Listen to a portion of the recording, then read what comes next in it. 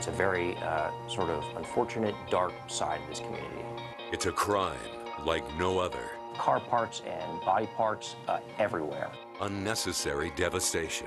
This is the most preventable crime out there. So many lives lost. This crime is 28 people every single day. Kern County, the hotbed. We are number one on that list. No one is safe. DUIs are not at 2 a.m. There is no time to drive where you are absolutely safe. And if we don't do something, people are going to die. Brought to you by Chain, Cone, Stiles, and Kern Schools Federal Credit Union. DUI, under the influence and on the road. An Eyewitness News investigation. Good evening, and thank you for joining us for DUI, Under the Influence and on the Road, an Eyewitness News investigation. I'm your host, Jeff Platt. Now, most of us don't think twice about getting in the car to go to work or church or the grocery store. But tonight I'm asking, what makes you feel so safe? Because the troubling reality is, in Kern County, every time you hit the road, you're putting your life in real danger. Of the medium to large-sized counties in the state of California, you are more likely to die of a DUI-related crime in Kern County than any other county in the state of California. That was Kern County Assistant District Attorney Jim Simpson, who has prosecuted almost every high-profile DUI case in his time with the prosecutor's office. He has a front row seat to every drunken tragedy that happens on our roads. And new statistics say we don't just have some of the most dangerous roads in California, but some of the deadliest in the entire country. Lying awake at night trying to figure out why is Kern County so much worse than 141 counties that are, of similar size to Kern County, that has a population of 500,000 or more. Yeah, we're second. It is undeniable that those statistics are related in a strong way to criminality. So the question you're probably wondering is, what is your risk of dying in a DUI crash here in Kern County? What is the chance that you will share the road with a drunk or high driver tonight? I set out to answer those questions for you. Every day in Kern County, thousands of drivers hit the road unsuspecting of the danger that could be around any corner. That danger is drunk drivers, a danger Carla Pearson is all too aware of. Constantly, when I'm driving in town, I know what can happen. I see it on a daily basis. Pearson founded the local Mothers Against Drunk Driving after her son Adam was killed in a drunk driving crash. It's a feeling that no one wants to feel. Trust me on that one. She can't believe 14 years later, she's still seeing so many people drive drunk. Neither can Assistant District Attorney Jim Simpson. It's an enormous problem here. According to Simpson, it's a problem getting worse. Last year was the most drunk, dangerous, and deadly year on Kern County roads in nearly a decade. Nearly 4,300 drunk drivers were arrested.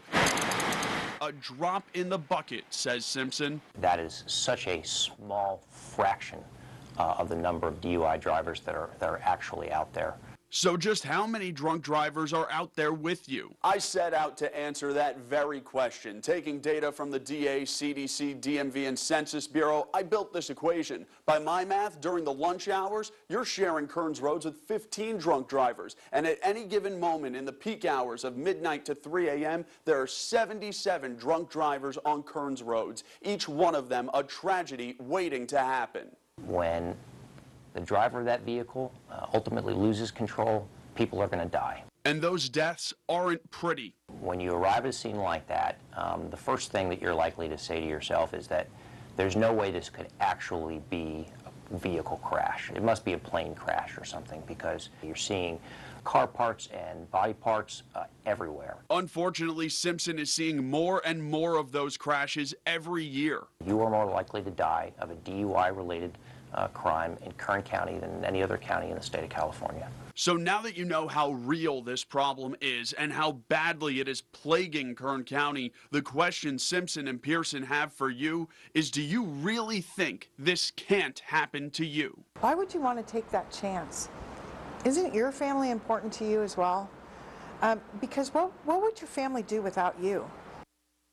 Now, you may think you know exactly who is driving impaired and what segment of society is to blame for this ongoing problem, But you're probably wrong. I analyzed 30 years of DUI data to pinpoint the average impaired driver here in Kern County, and over the last several years, the driver's age, race, and even gender have all changed.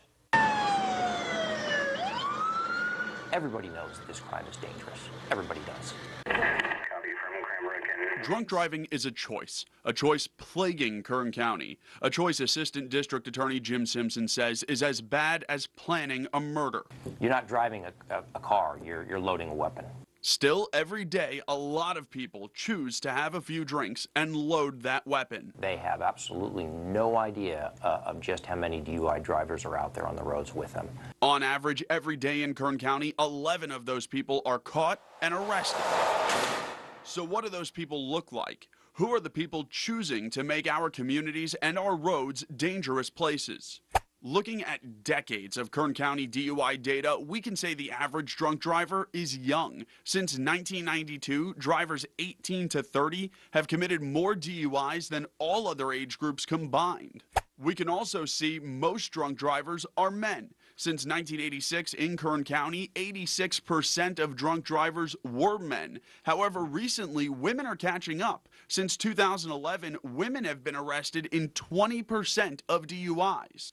Lastly, we looked at race. For the last several years, white people are arrested for DUI more than any other race in Kern County, but not by much. Basically, whites, Hispanics, and African Americans each commit a third of Kern County DUIs. I'm moving left to right, right to left. But no matter how old they are, what gender they are, or what color their skin is, Simpson says all drunk drivers have one thing in common. I think it's something that the public needs to know. They need to understand it on a deep, visceral level. This is a crime that is committed by people who simply don't care. And while I was looking at that data, I saw people getting arrested for DUI in their 90s, and also saw the average age of DUI drivers growing, showing us that this is a habit people just aren't aging out of. They're almost likely to do it for life or until something terrible happens. When we come back, you're at a .163, which means you're twice the legal limit. It's a crime that doesn't discriminate. They indiscriminately cause injury and death. an up-close look at how police catch drunk drivers and the hurdles they face, plus why those same drivers end up back on the road again. Sometimes you want to just put duct tape around your head because it just is going to explode because it's just mind-boggling. Also, I'll break down one of the worst DUI myths of all time, why victims are going broke. Put me on a ventilator. 400,000 plus. I just open it and forget about it because I can't pay it. For years, Kern Schools Federal Credit Union has been the local choice to meet your financial needs. And just because we're local, you can still take us wherever your travels or life may be. That's right. From online and digital banking to mobile check deposit, Kern Schools is always a tap away. And did you know banking at Kern Schools gives you access to over 30,000 ATMs nationwide, more than any big national bank can offer? Download the Co-op ATM Locator app to find an ATM near you. See, we're local, but we're local everywhere. Kern Schools. Together, we have something special.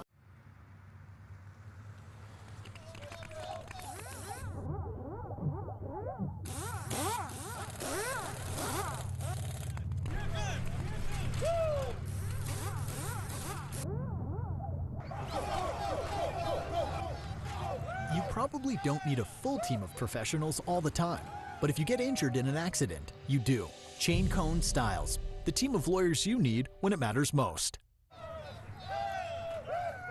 No one is safe.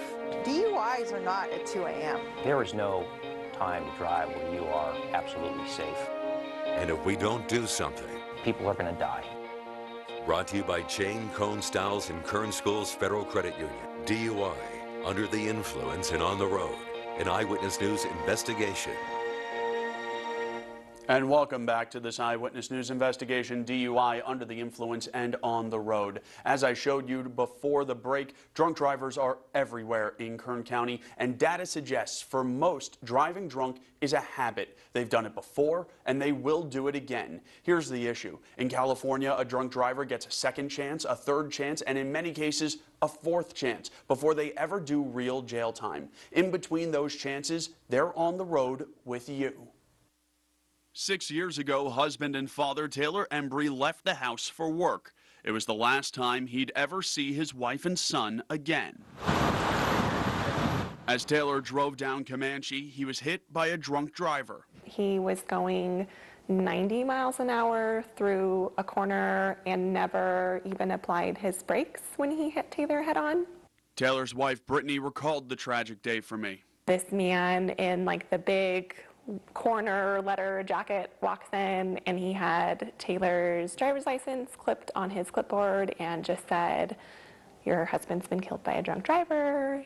But this man who killed Taylor wasn't just any drunk driver. He was a repeat offender with 2 DUIs already on his record. Makes you angry to think, if this was not the first time, why was he out driving? I opened up. To get an answer to that question, I sat down with Kern County Deputy District Attorney Kim Richardson. To handle all of the cases where someone is seriously injured by DUI or someone is killed.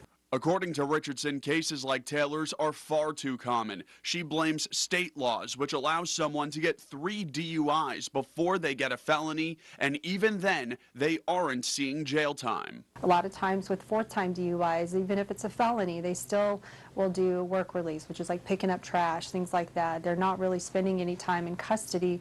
Richardson tells me state laws even allow drunk drivers who kill someone to walk away with a slap on the wrist. She remembers one case in particular when an impaired driver hit a pregnant woman. Both she and her baby passed, and he was ultimately sentenced to 2 years. Needless to say, people like Taylor Embry are dying at the hands of people who break the law repeatedly and aren't locked up until it's too late, causing their loved ones to believe the system is broken.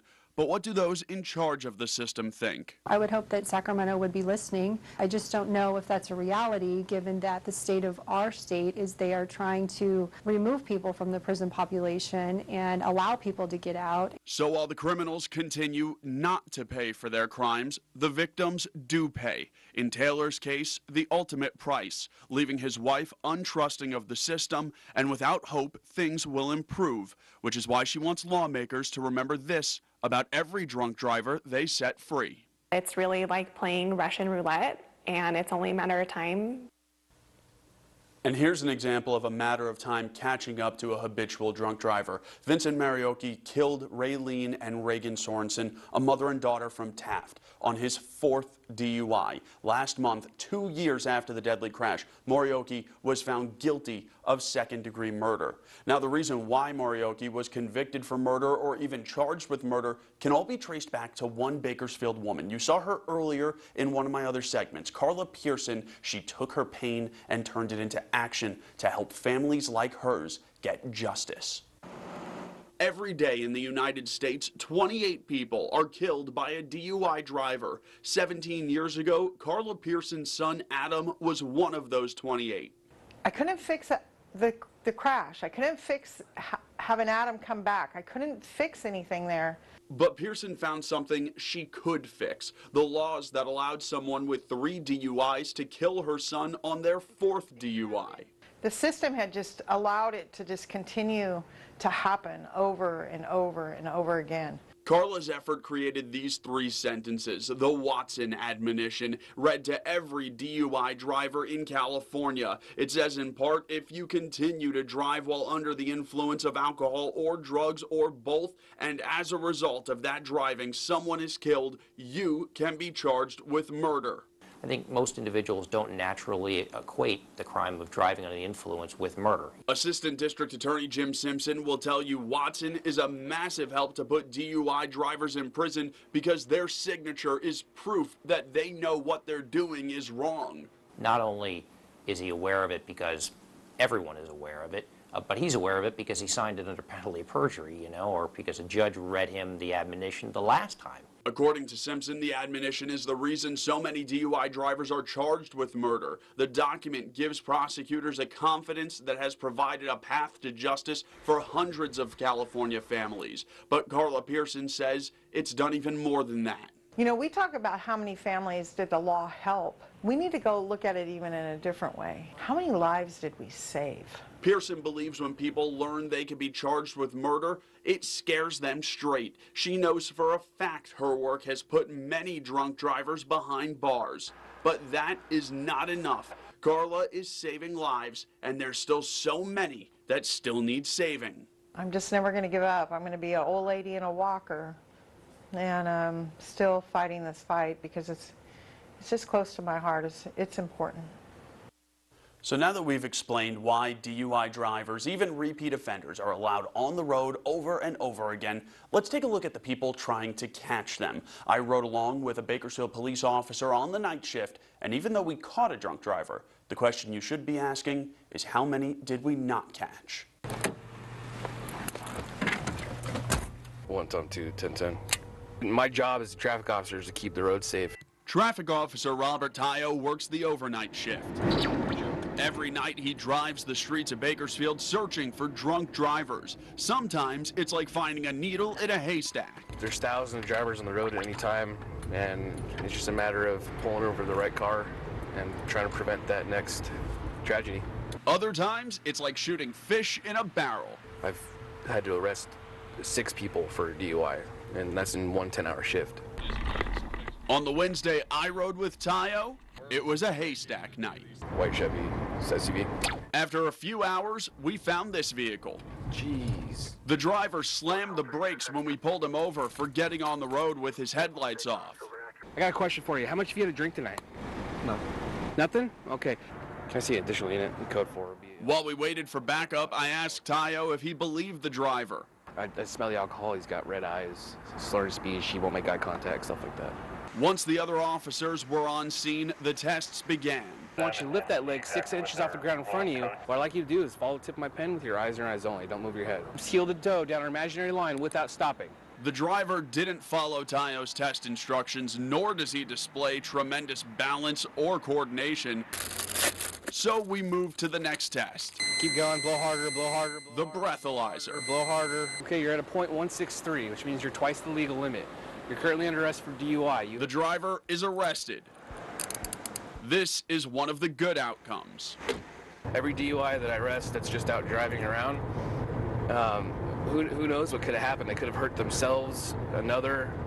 They could have killed someone. I don't know. That alternate ending happens all the time here in Kern County. A reality traffic sergeant, Jeff Sasso, understands. Unfortunately, there's some instances we're not going to catch every person who's driving under the influence. It's a fact of life. Sasso says BPD is doing everything to catch drunk drivers, things like checkpoints, saturation patrols, and having every officer DUI trained. But the drunk drivers outnumber the police, and officers can't be everywhere at once. That's why Sasso is deputizing you. So we hope that the motoring public is out, not only looking out for their safety, but the safety of other drivers. For Sasso and Tayo, DUI is a community issue, and it's going to take a community to stop it. Bakersfield 911. A quick call with a location and a partial plate could be the difference between this ending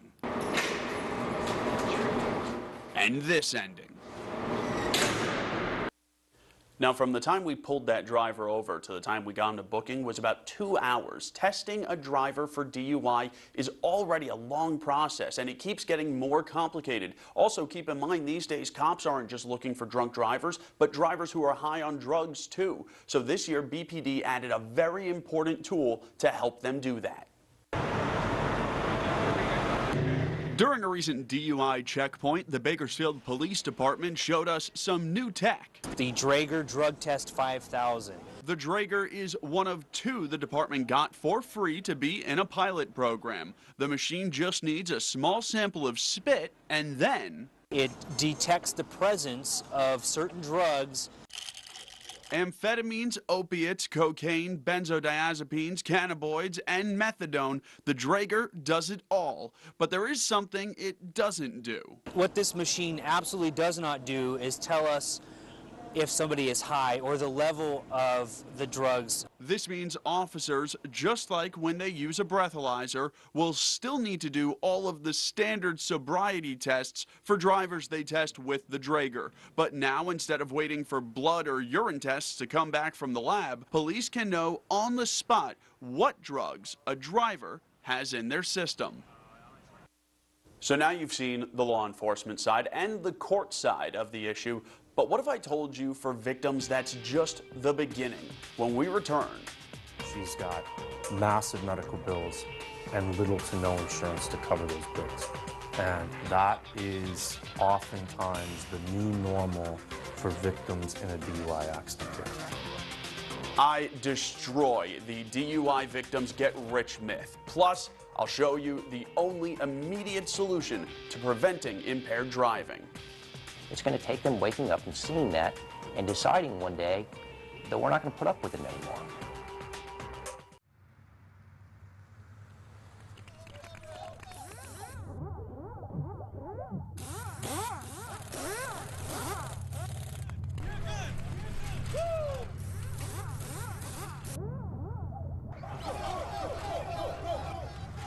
You probably don't need a full team of professionals all the time. But if you get injured in an accident, you do. Chain Cone Styles, the team of lawyers you need when it matters most.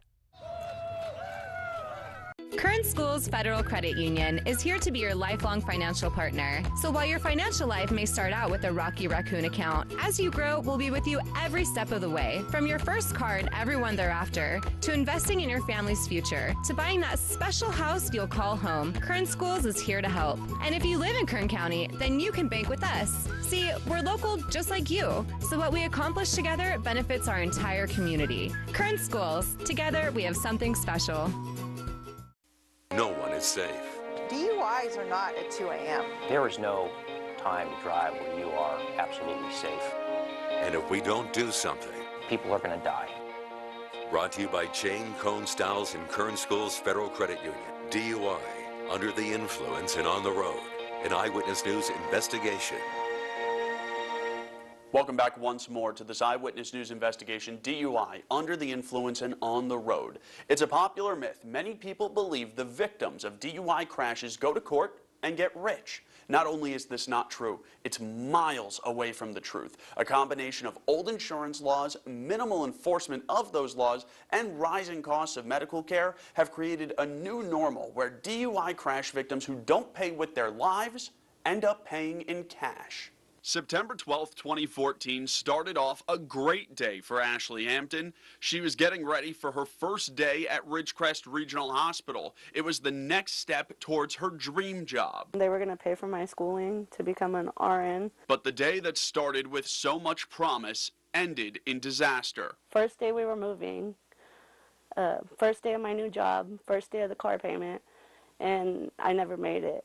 Ashley actually did make it to the hospital, but as a patient. On her way to work, a drunk driver hit her, causing Ashley's car to roll twice, putting her in a coma. It took me 4 days to get off the ventilator. Waking up was just the first step in Ashley's recovery. A broken wrist, broken leg, broken back, broken hip, and crushed foot made her bedridden for 4 months. The drunk driver who hit her had no insurance, so the medical bills kept piling up. Before she knew it, Ashley was on the hook for over $400,000. I just open it and forget about it, because I can't pay it. To find out how often victims are not only hurt by the crime, but then suffer the financial burden too, I sat down with personal injury lawyer Matt Clark. Over 16 years now, I've represented countless victims in drunk driving crashes. Clark tells me Ashley's case isn't rare at all. It's actually becoming the new normal. Defendants in drunk driving cases oftentimes either have no insurance or far too little insurance to cover an injury or, God forbid, a death. According to Clark, there's two major issues at play. The first is because insurance companies and the DMV don't communicate, it's too easy to drive without insurance. The other issue is minimum coverage rates in California barely cover an ambulance ride. California has some of the lowest minimal insurance policy limit requirements in the country. They need to be raised. You know, $15,000 worth of coverage covers nothing. It literally covers nothing. But there is something you can do right now to protect yourself. You can get or raise your uninsured, underinsured coverage limit to $100,000. It'll cost you about $40 a month, but it'll protect you if the driver hits you as the minimum coverage or no coverage at all. Now physically unable to perform her dream job and struggling with PTSD, it's a lesson learned too late for Ashley, but she's happy to be alive and is hopeful others can learn from her tragedy. The freaking out and all the bills that I have to pay, I wouldn't want anybody to go through that when it's 100% preventable. It should be clear by this point in our program that there are many problems with this system. Victims seem to pay far more than impaired drivers do. It's almost impossibly hard to get even the worst repeat offenders off the streets, and above all, even in an age where getting a ride is so easy, people continue to drive impaired. While most solutions to this problem would take huge government action, there is something we can all start doing right this very moment to stop this needless crime. Make the right choice. Prosecutors, victims, police officers, and injury attorneys will all tell you the same thing about impaired driving. This is the most preventable crime out there. It's 100% preventable. It's 100% preventable. It's 100% preventable. This is 100% preventable. It is so preventable. Preventable as it may be, people keep doing it, and families like the Benjes keep paying the price. The memory that's burned in my memory bank forever is I saw my wife take her last breath. Michael Benje's wife was killed by a drunk driver while his family was on their way home from a trip to the lake. He had to raise 3 daughters on his own, helping to pick out all 3 wedding dresses. You know, it's heartbreaking because their mother should have been there to do those things.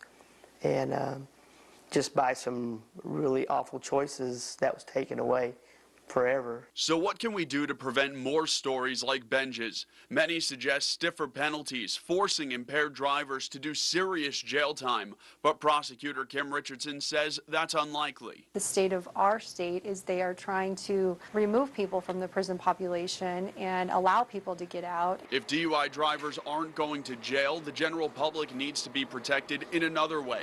Personal injury attorney Matt Clark suggests changing outdated insurance laws to ensure victims don't pay for the actions of impaired drivers. You got to show proof that you now have $100,000 worth of insurance before we're going to give you your driver's license, because you've already committed a felony, right? And I don't understand why that hasn't happened. Since minimum insurance laws in California haven't changed since they were adopted in 1984, it's unlikely this will happen. So we turn to law enforcement. Sergeant, how do we make DUI enforcement more proactive instead of reactive? Starts at home. It's incumbent upon us to be good friends and family by not allowing our friends to drive drunk. The sergeant's right. We have the chance to stop an impaired driver before they ever become a driver, which brings us to the only solution Assistant District Attorney Jim Simpson says can start right now. All of us deciding to make the right choice and help others make the right choice. It's going to take them waking up and seeing that and deciding one day that we're not going to put up with it anymore. And when that happens, then we'll really start to see a change. So the next time you're faced with that choice, Benj wants you to think of something before you make the wrong choice. So many people say, well, I didn't think it would happen to me, or that'll never happen to me. And I'm here to tell you that it happens way too often. And you would not want to be in my shoes to watch your spouse, your loved one, take their last breath. Michael, Ashley, Brittany, Carla, all of their stories are sad, sure. But more importantly, their stories are typical. These aren't extreme cases or rare happenings. There are thousands of stories just like theirs all across our city, our county, our state, and our country. Right now, on our roads, as we speak, people are drunk or high and behind the wheel. That's the harsh reality we live in. But there is hope. It won't happen overnight, and it won't happen all at once. But we can change our community if starting today, you pledge not to drive impaired and to stop your friends and family from driving impaired. It may not seem like a lot compared to what a huge problem this is, but I assure you it's at least one big step in the right direction. Thank you for joining us. Good night. Eyewitness News and BakersfieldNow.com, bringing you more. More local news, 8.5 hours, every weekday on KBAK, CBS, and Fox 58.